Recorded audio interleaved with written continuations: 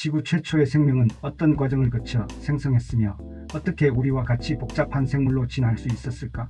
거기다 자신의 기원을 탐구할 정도로 인식 기능을 갖추게 되었을까? 다른 별의 행성에도 생명이 살고 있을까? 있다면 어떤 과정을 거쳐 생겼으며 어떤 모습일까?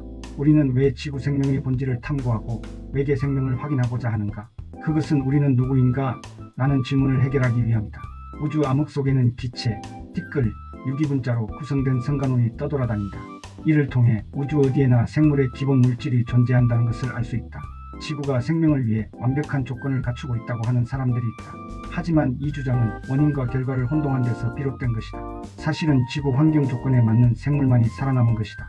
지구 생물학을 음악에 비유하면 단성부, 즉 단일 주제 형식이다. 우주에 존재하는 음악이 지구 음악 하나뿐일까?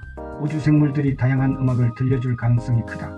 우리는 다성부 대위법 양식의 둔주곡, 즉 푸가 우주 음악을 기대한다. 지구 생물의 진화는 선택과 도태의 과정이다. 거기에는 인위 선택과 자연 선택이 있다. 인위 선택은 인간이 자연 선택을 간섭한 결과다. 예를 들면 가축, 과일, 채소 등이다. 1만 년 전 지구상에는 젖소나 사냥개, 씨알 굵은 옥수수 따위는 없었다.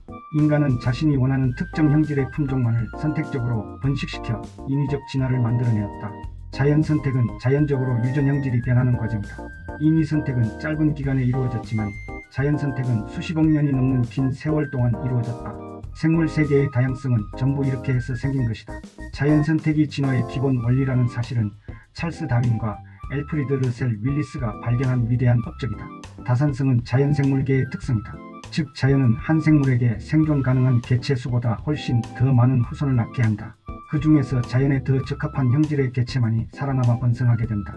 진화의 동의는 돌연변이다. 변이성, 생존 경쟁과 환경 적응 등에서 살아남은 돌연변이가 새로운 종이 되는 것이다. 이것이 종의 기원이며 진화의 실현이다. 위대한 설계자가 모든 생물을 만들었다는 주장이 있다. 이는 생물 세계에 대한 인간적인 해석이다. 그러나 다윈과 윌리스는 설계자의 존재보다 훨씬 더 설득력 있게 생명 현상을 설명하는 또 다른 해석을 제시했다. 진화의 원동력은 자연 선택이란 설명이다. 화석 기록이 위대한 설계자의 존재를 증명한다라고 주장하는 사람도 있다. 그러나 오히려 화석 기록은 설계자의 시행착오와 미래 예측 능력의 한계를 보여주는 것이다. 위대한 설계자에게 이것은 결코 어울리는 속성이 아니다. 진화의 비밀은 죽음과 시간에 있다. 환경 부적응 생물의 죽음과 돌연변 이유지를 위한 충분한 시간 말이다. 그러나 겨우 70년밖에 살지 못하는 생물에게 7천만 년이 무슨 의미가 있겠는가? 다윈과 윌리스에게 퍼부어졌던 반대의 목소리는 이런 인간 속성에서 비롯된 것이다. 원시지구 대기는 수소 원자를 여러 가진 간단한 구조의 분자들이었다. 이들은 태양 자외선과 번개의 전기방전으로 쉽게 분리되었고 다시 복잡한 물질로 재결합하였다. 시간이 지나면서 바다와 연못에는 점점 더 복잡한 유기분자들로 수프처럼 변해갔다.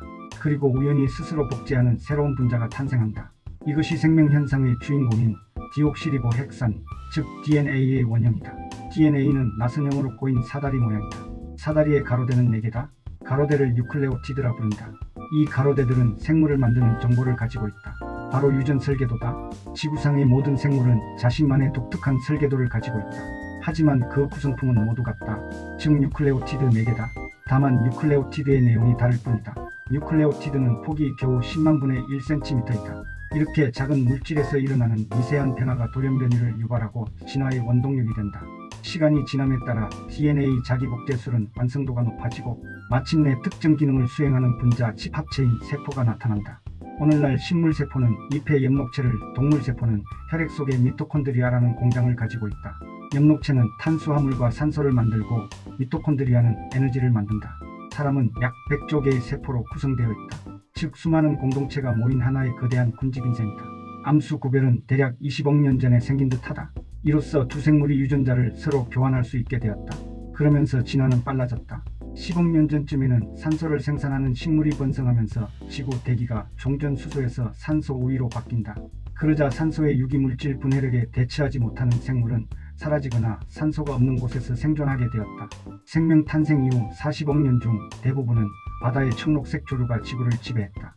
대략 6억 년 전부터 새로운 생물이 폭발적으로 늘어났다. 이것을 캄브리아 대폭발이라고 부른다. 5억 년 전에는 삼엽충이 많이 살았지만 2억 년 전에 모두 멸종했다.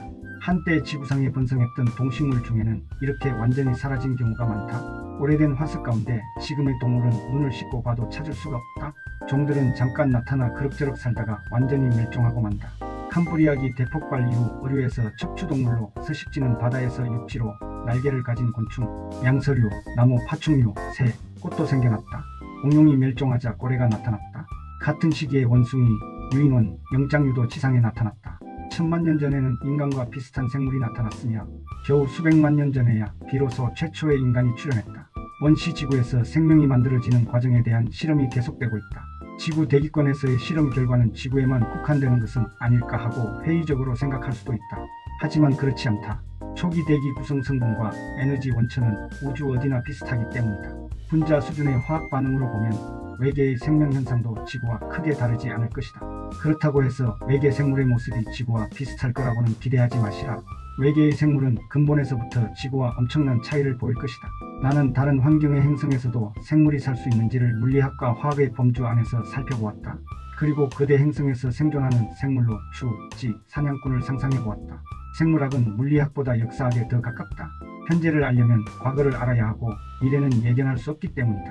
생물학과 역사학이 공통으로 주는 교훈도 있다. 그것은 타자를 이해함으로써 자신을 더 잘 이해하게 된다는 것이다. 외계 생명을 찾는 일은 매우 어려운 일이다.